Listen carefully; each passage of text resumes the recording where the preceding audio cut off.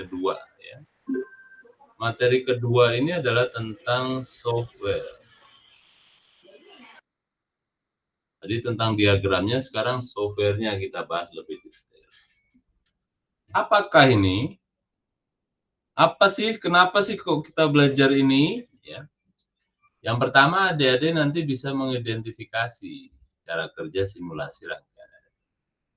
Mendiskusikan bagaimana simulasi, ya, meningkatkan proses belajar, apalagi di situasi seperti ini. Ya.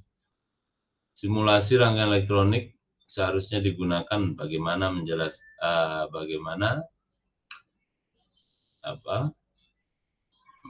melihat cara kerjanya, maksudnya seperti itu. Perbedaan antara analog dan digital. Anda bisa memperagakan nanti yang punyanya National Instrument ya. Ini kebalik nih, karena Pak Ari terjemahkan manual. Jadi National Instrument ya, Multisim nama softwarenya.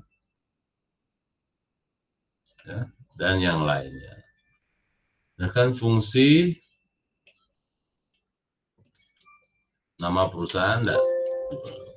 Ya, nanti ini Multisim gitu ya. Meragakan sirkuit. Oh, bukan nih. Ini nama perusahaannya itu New Wave Concept ya, Circuit Wizard gitu. Circuit Wizard. Ini nggak boleh diterjemahin. Circuit Wizard sebagai simulator sirkuit. Perbedaan antara tes virtual instrumen ya, dengan New Wave Concept. Jadi berbagai software itu Anda coba gimana bedanya ya. Persyaratan untuk mengolah kata, nah ini tambahan. Ini tool tambahan, Word dan sebagainya. Editor foto, itu penting nanti Anda menggunakan PowerPoint juga harus bisa ya. Karena nanti dalam pekerjaan Anda itu banyak juga mempresentasikan dalam diskusi-diskusi. Jadi harus bisa. Terus membuat report ilmiah, bagaimana mengatur tata letak, teks, dan seterusnya itu juga harus bisa ya. Jadi komplit pengetahuan Anda itu mulai dari hardware softwarenya, bagaimana desain, merangkai dan menginstalasinya, terus bagaimana melaporkannya. Nah, jadi tools-toolsnya itu harus tahu software-softwarenya. Dan rasanya kalau yang Office sudah terbiasa ya, jadi yang ini tidak perlulah kita bahas. Yang Pak Ari bahas yang khusus tentang itu. Poinnya, ya, elektronik itu memegang peranan penting dalam pasar global karena inovasi. Ya. Jadi Anda bisa berinovasi dengan hanya menggunakan software. Multisim, Circuit Wizard itu bisa. Bisa ikut PKM, bisa ikut menang Vesmaro hanya dengan menggunakan sirkuit elektronik di lingkungan virtual. Maksudnya apa ya?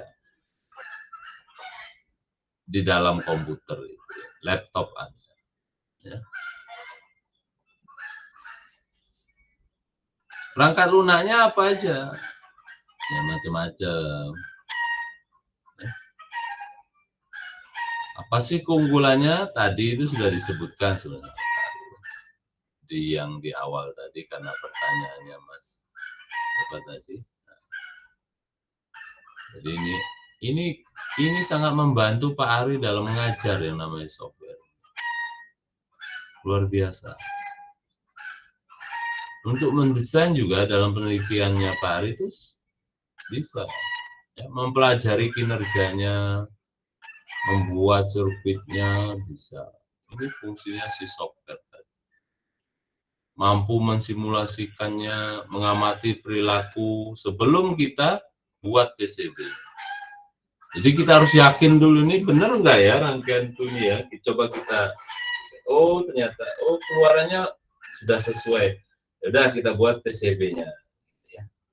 software tertentu termasuk Proteus tadi itu bisa sampai cetak PCB, sampai ngatur tata letaknya tuh bisa. Ya. Itu keunggulannya Proteus tuh. Jadi kelihatan tata letaknya. Kurang bagus aku pengennya kayak tata letak Jakarta. Ya nggak apa-apa, bisa disimulasikan. Saya pakai tata letaknya Depok aja karena saya suka sama Ayu Ting Ting kan bisa. Dan seterusnya. Manfaat simulasi. Sekali lagi Pak Ali ulang, ya. Breadboarding itu kadang nggak praktis. Nggak praktisnya apa? Kita masukin komponen ketika kita tekan kurang kuat atau breadboardnya sudah lama, ada yang berkarat bagiannya itu, jadi ya membuat itu nggak praktis. Sulit juga melihat sinyal internal ketika disambung sama satu kelompok, beberapa orang bekerja sama mencolokin komponen-komponen itu, sehingga sulit kita tancapkan osiloskop ini pinnya. Saya mau lihat sinyal di R-nya, nggak bisa karena sudah terlalu ruwet rangkaian. Sudah nyantol kemana-mana ini, mau nyantolkan lagi nggak bisa. Peralatannya mahal untuk membangun sirkuit. Ya kadang beberapa komponen cukup mahal, breadboard pun bisa beresiko terbakar ya. Jadi yang paling enak justru menggunakan software. Makanya hadir namanya simulator tadi, simulator analog ataupun digital, atau yang mixed mode. Jadi keduanya bisa dipakai untuk dua-duanya. Ya. Yang analog seperti SPICE, ya. Yang digital ini VSTL.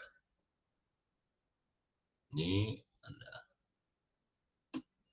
SPICE ini sudah kuno sekali ya.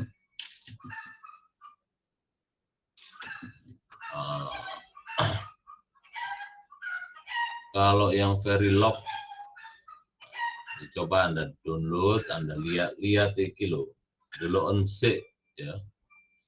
Nah, enggak semua kita pakai. Nanti Anda di semester 5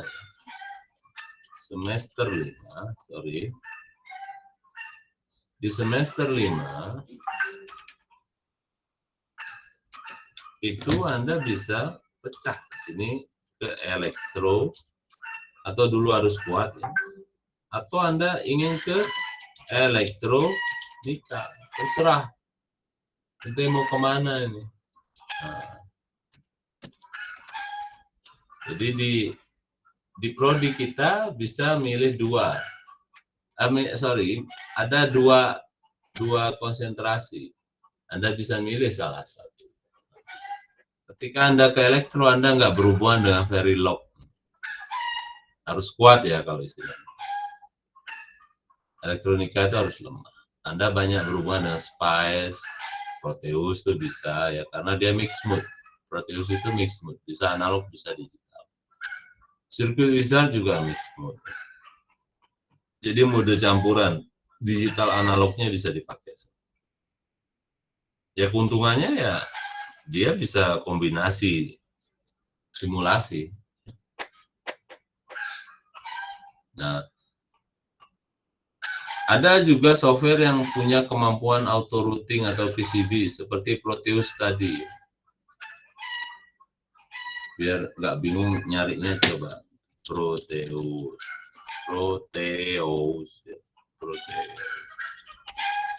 Proteus atau Proteus, lupa apa namanya ya. Coba kita lihat. Proteus. Proteus nggak ada O-nya. Ini. Nah ya, Proteus. Circuit Simulation. IoT Builder software. Luar biasa, ini sudah support IoT Builder. Perkembangannya sangat canggih, sudah lama Pak Ari nggak pakai.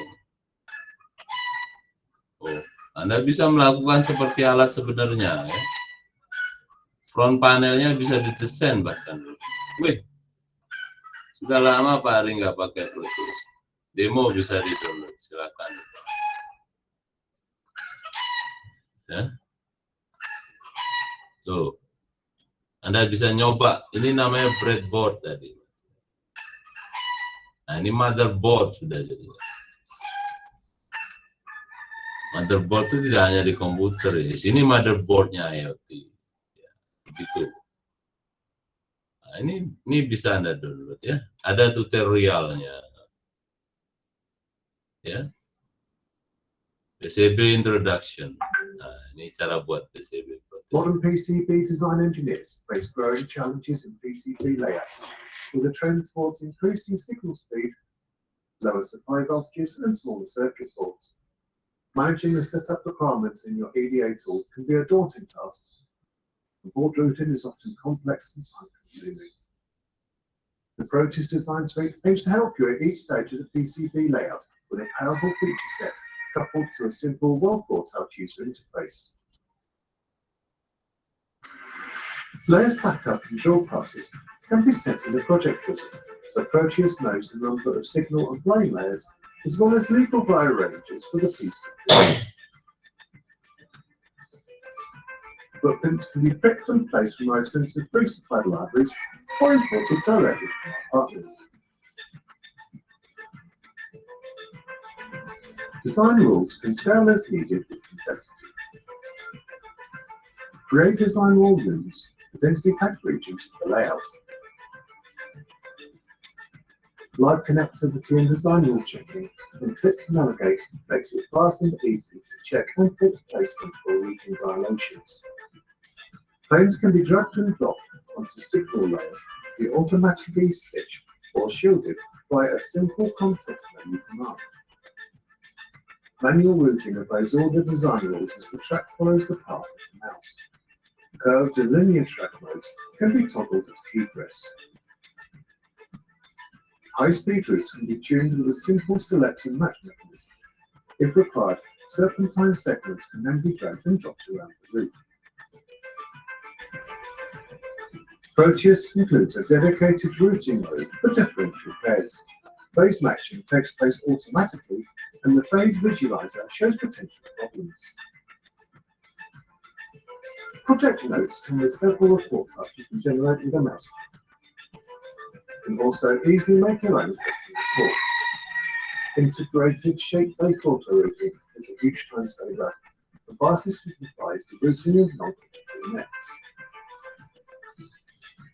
The 3D viewer can import and export step files with a realistic board preview and provides direct route to MCAD tools like SolidWorks. The pre-production checklist is an automated testing tool that checks for common mistakes before producing a Gerber or OBD++ file set. Try Proteus PCB Design today to experience a layout tool that helps you get the job done. Oke, itu ya.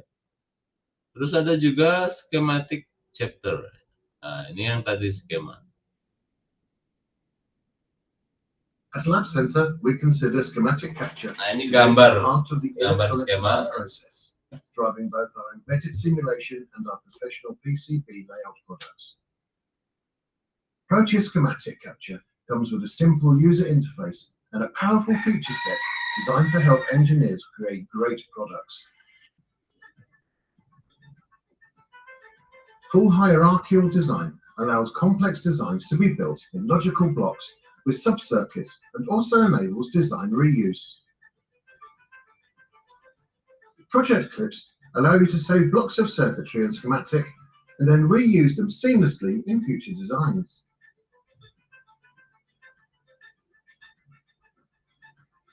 Extensive libraries are included as standard, and the BSDL import tool will create devices from manufacturer files. The packaging tool provides a user interface to match schematic parts to PCB footprints and allows the import of Altera and Xilinx pin data files for large BGAs. Cross-probing aids design workflow by switching between schematic components and PCB footprints with a mouse click. Assembly variants provides a formal method to create multiple product variants on a single project by specifying the fitted status of each component on a per variant basis. Design Explorer is a unique quality assurance tool for schematic inspection and also allows you to edit multiple components at a time.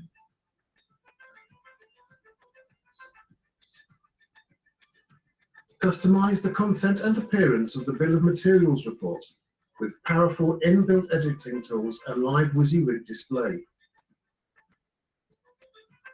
Project Notes is a documentation center for your design, containing templates for common tasks and live links through to the schematic content.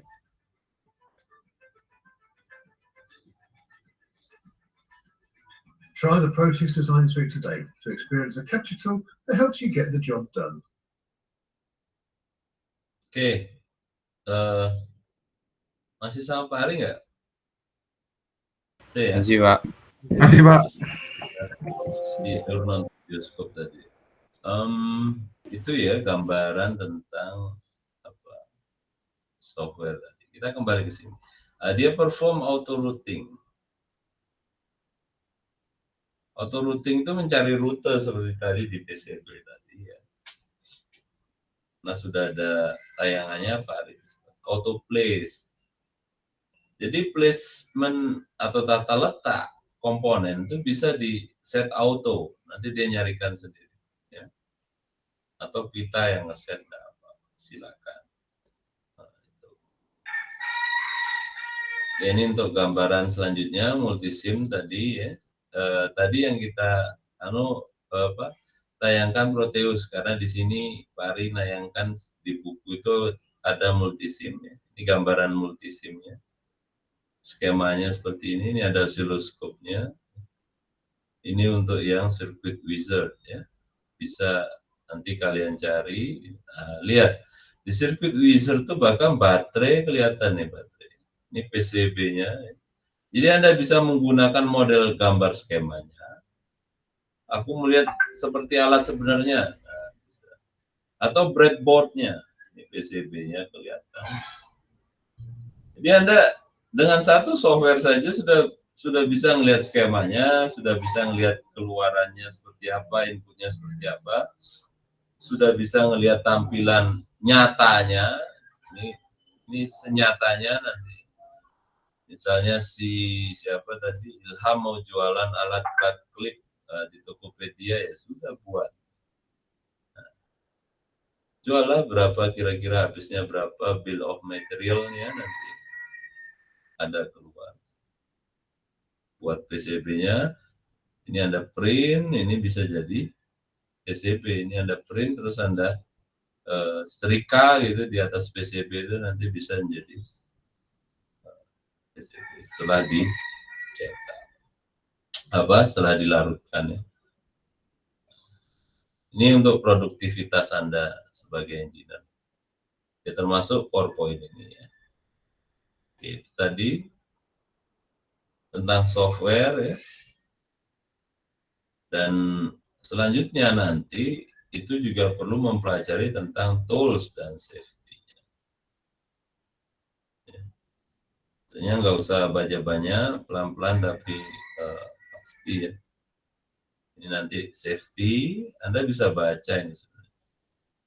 Biasanya sih Pak Ari seminggu kalau pertemuan di kelas ini selesai ya. Tapi ini online enggak apa-apa. Kita bagi lagi untuk minggu depan ini. Bisa dibaca sendiri.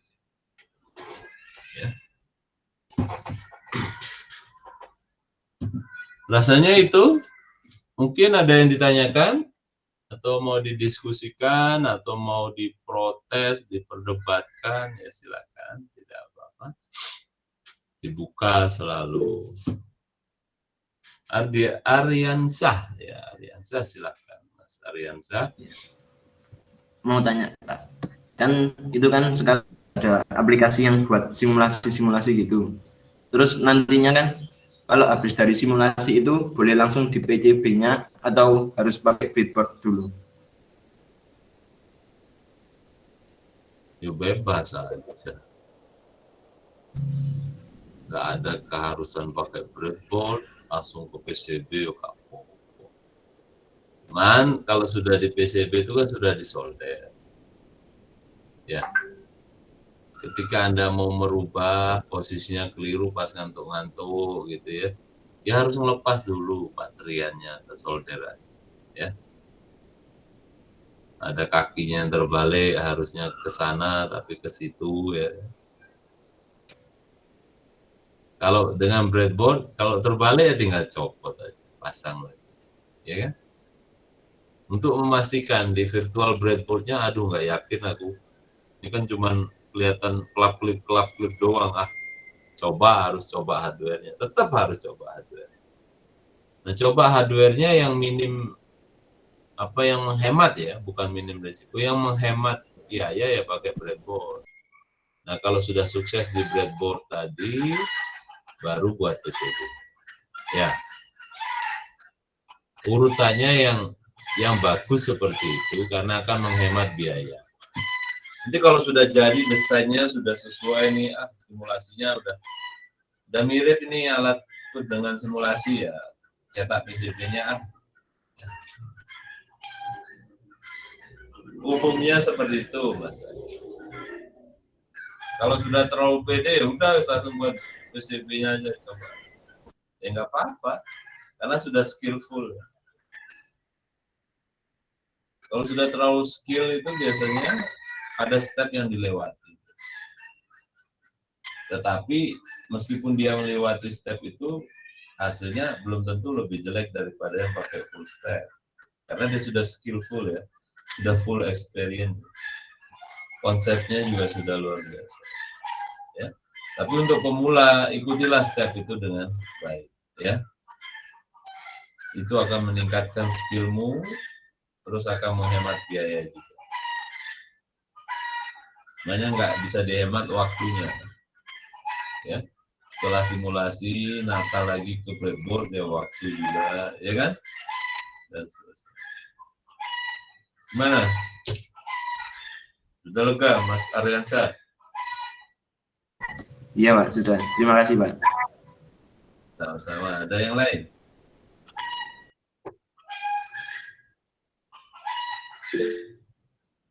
Imam, Tri, Tomo, ya. Baik Pak, izin bertanya. Apakah bisa Pak menambahkan komponen baru pada motherboard yang sudah jadi? Komponen baru? Bisa. Kalau memang itu diperlukan, kita perlu tambahkan, ya tinggal disolder aja ke titik mana itu mau ditambahkan, kan gitu. Ya. Misalnya di power supply, power supply yang di pasaran ini kok nggak ada LED-nya ya, atau LED-nya kok jelek ya, aku ganti RGB. Ya bisa ditambahkan.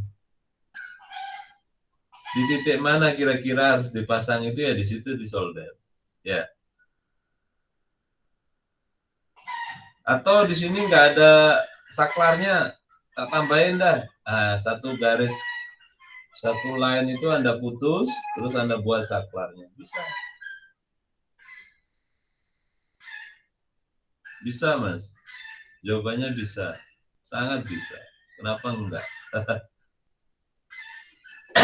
Ya. Gimana, Mas Imam? Baik Pak, terima kasih.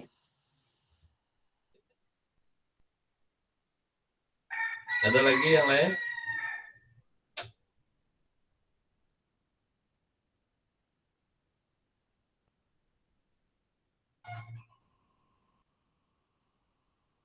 Nggak ada. Ya wes, lekano. Rekornya di stop dulu.